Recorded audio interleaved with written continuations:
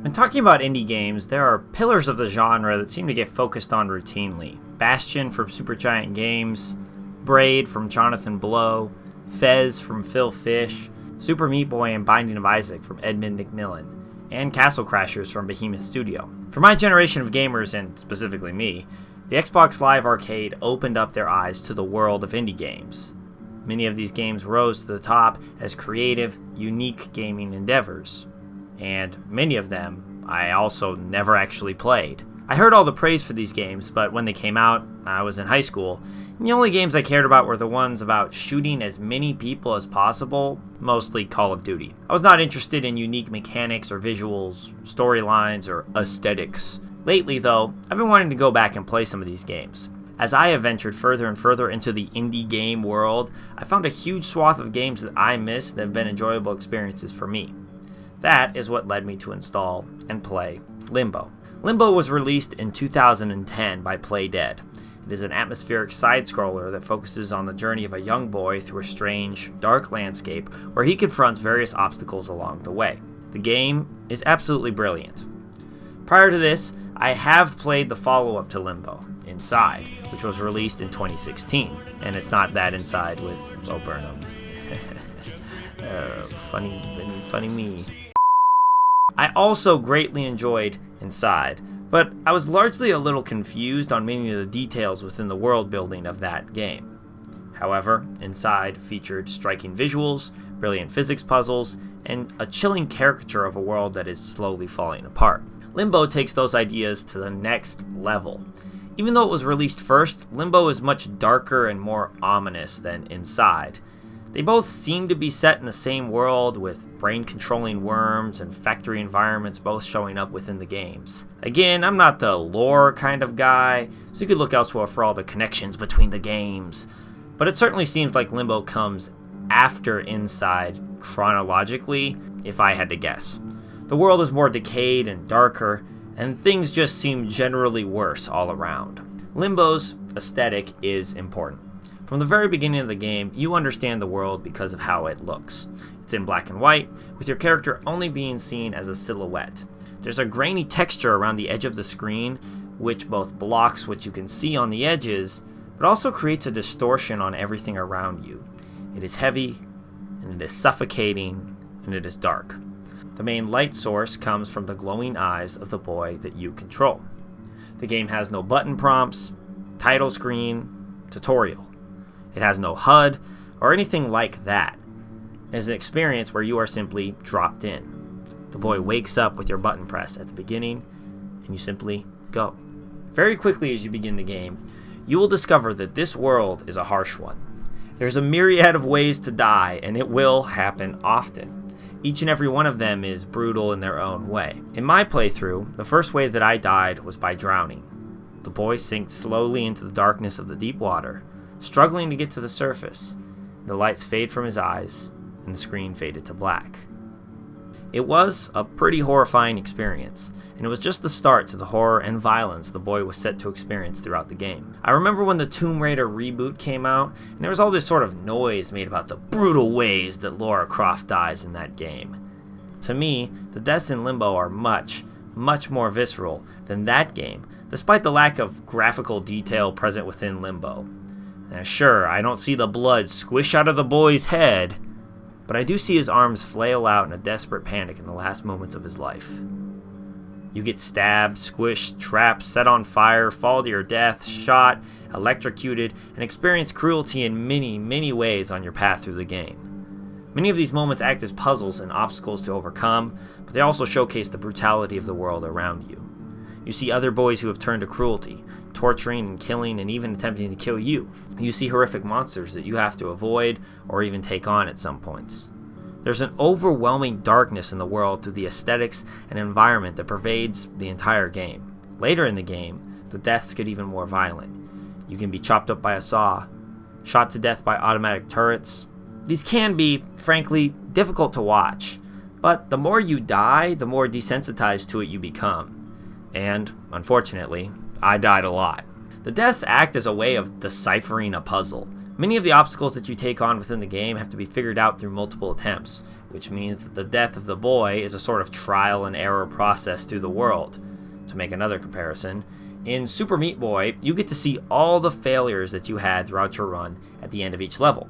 Each death results in a bloody splash that will slowly turn the whole level red.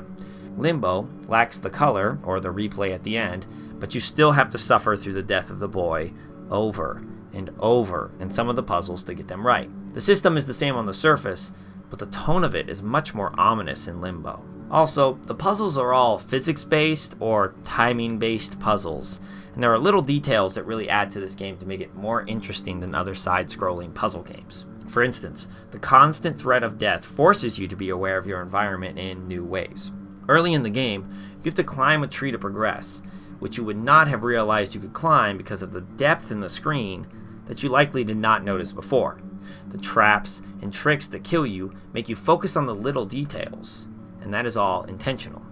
There is no explicit storyline within the game. It is all implicit to the world around you. You figure out what is happening, largely through dying many times, but it is never ultimately clear. You are on a journey to find your sister in the game, at least that's what the Wikipedia says. As much as I love a clear, well-told storyline within a video game, Limbo works really well despite having no clear plotline. It's clearly left open for interpretation in many ways.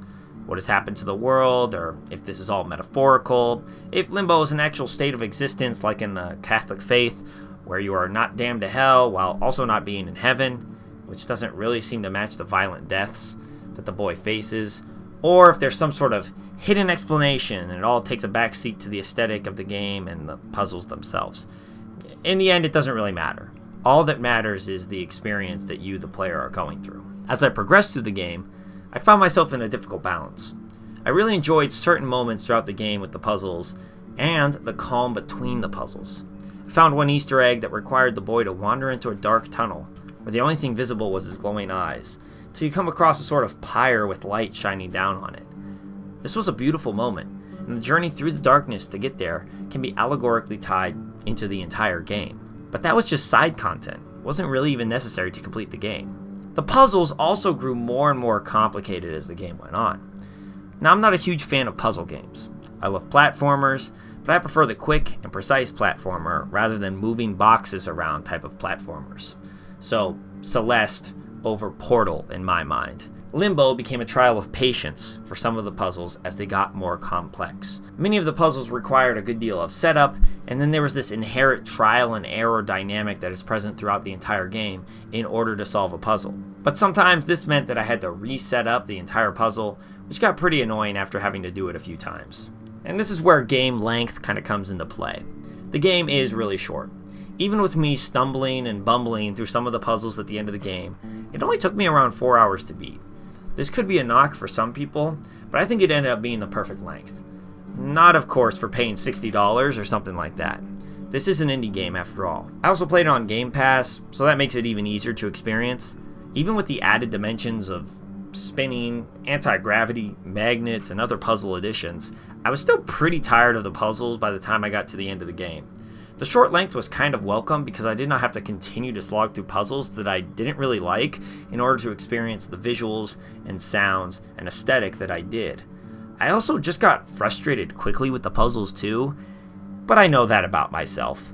I frankly did not know that Limbo was going to focus so centrally on these puzzle mechanics, or else I probably wouldn't have played it at all, especially since puzzles are pretty much the only gameplay that occurs for most of the game, and they happen over and over and over, getting pretty repetitive over the course of the game.